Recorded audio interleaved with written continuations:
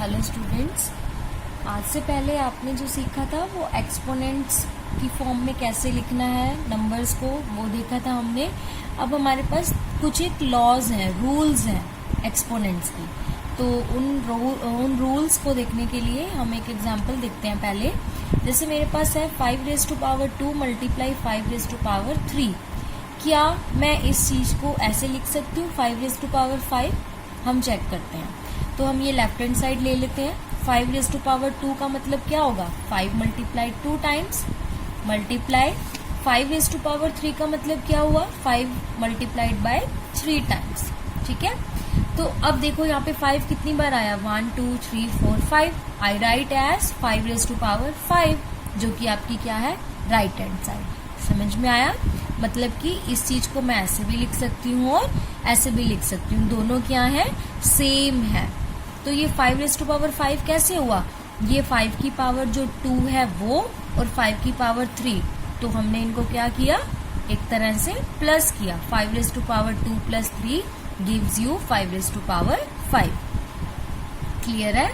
तो ये हमारा पहला रूल है, जिसको हम जनरली मैं आपको बता रही हूँ कि कैसे लिखेंगे। a⁻m multiply a⁻n equals to a⁻m plus n। अब यहाँ पे a क्या है? कोई भी इंटीजर। जैसे इस एग्जाम्पल में आपका a कौन है? 5। ठीक है, जो बेस है दोनों में क्या है? अगर सेम, देखो दोनों का बेस सेम है, 5 यहाँ पे है, 5 यहाँ पे है, तो आपको क्या करना है? दोनों की पावर ऐड करनी है। ध्यान रखना है, पावर ऐड कब करनी है? जब बेस सेम हो। अगर बेस सेम नहीं है तो आप इन दोनों की पावर को प्लस नहीं कर सकते। ठीक है, तो यहाँ पे a का काम कौन कर रहा है? 5। m का काम कौन कर रहा है? 2। a तो सेम ही है। n का काम कौन कर रहा है? 3। It gives you a⁻m plus n, that means 2 plus 3 which gives 5। Clear है? नेक्स्ट एग्जाम्पल है 3⁻5 डिवाइड 3⁻3। अब यहाँ पे मल्टीप्लाई था, यहाँ पे क्या है? डिवाइड। तो चेक करते हैं कि left hand side equal to आ रही है, राइट हैंड साइड की है? नहीं। तो 3⁻5 means 3 multiplied 5 times, divide means this, 3⁻3 means 3 multiplied by 3 times. तो ये कैंसिल हो गए, 3 3 3। बचे क्या आपके पास? 3⁻2, जो कि राइट हैंड साइड है आपकी। दैट मीन्स क्या मतलब हुआ इस चीज का? अगर डिवाइड हो रहा है और दोनों इंटीजर्स का, दोनों एक्सपोनेंशियल्स का बेस सेम है, जैसे 3 3 है दोनों में, तो इन दोनों की पावर्स क्या हो रही हैं? सब्ट्रैक्ट हो रही हैं। 5 में से 3 सब्ट्रैक्ट किया तभी तो आपको 2 मिला। समझ में आया? तो सेकंड रूल क्या है? If a⁻m divide a⁻n equals to a⁻m minus n। इसके लिए भी आपको ध्यान रखना है कि दोनों का बेस क्या होना चाहिए? सेम। a मतलब 3 3 4 4 5 5, कुछ भी मतलब सेम होना चाहिए बस। तो ये दोनों पावर्स क्या होंगी? माइनस। आपको कैलकुलेशन करने की कोई जरूरत नहीं है, सीधा आप ये रूल लगा सकते हो, ये दोनों रूल। ठीक है, क्या रूल है दोनों? मैं दोबारा रिपीट कर रही हूँ। बेस अगर सेम हो, अगर मल्टीप्लाई का साइन है तो पावर्स ऐड होंगी, और अगर डिवाइड का साइन है तो पावर सब्ट्रैक्ट होंगी। ठीक है, ऐसे ही आपके पास अब एग्जाम्पल है इन्हीं रूल से रिलेटेड। देखो, ये बताना है कि ये स्टेटमेंट सही लिखी हुई है गलत। 3⁻2 मल्टीप्लाई 2⁻3 इक्वल्स टू 3⁻2 प्लस 3। क्या मैं ऐसे लिख सकती हूँ? नहीं। क्यों?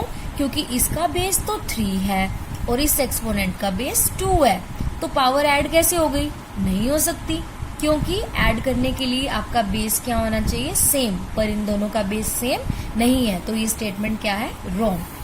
यहाँ पर देखो 3⁻2 मल्टीप्लाई 3⁻3 इक्वल टू 3⁻2 प्लस 3, ये सही है, क्योंकि दोनों का बेस क्या है? 3 3।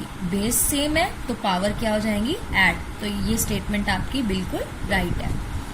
नेक्स्ट एग्जाम्पल आपके पास है 5⁻3 मल्टीप्लाई 5⁻7 मल्टीप्लाई 5⁻12। ठीक है, इसको क्या हम ऐसे लिख सकते हैं? 5⁻3 प्लस 7 मल्टीप्लाई 5⁻12। देखो, आपने क्या करना है? सॉल्व करना है इसको। जैसे ये स्टेटमेंट दिया हुआ है, कहा है आपको कि सिंप्लीफाई करो, तो आप रूल लगा के कर सकते हो सीधा। आपको कैलकुलेट करने की कोई जरूरत नहीं है यहाँ पे 3 बार 5 लिखोगे, यहाँ 7 टाइम लिखोगे, यहाँ 12 टाइम लिखोगे, ये बहुत लंबा प्रोसीजर है।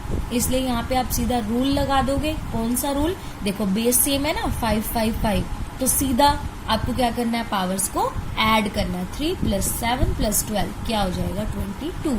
ये कैसे हुआ? इस रूल को यूज करके।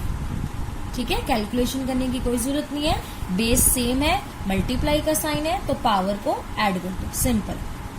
Next example, 7⁻13 divide 7⁻10। अब इसमें भी आपको डिवाइड करने की कोई नीड नहीं है, बिकॉज बेस जो है वो सेम है और साइन किसका है, डिवाइड का, दैट मीन्स पावर क्या हो जाएंगी, सब्ट्रैक्ट। तो 7 की पावर में क्या लिखोगे, 13 - 10। माइनस क्यों? क्योंकि यहाँ डिवाइड है, यहाँ मल्टीप्लाई होता तो मैं यहाँ प्लस कर देती हूँ। ठीक है, तो I get 7⁻3 by using this rule.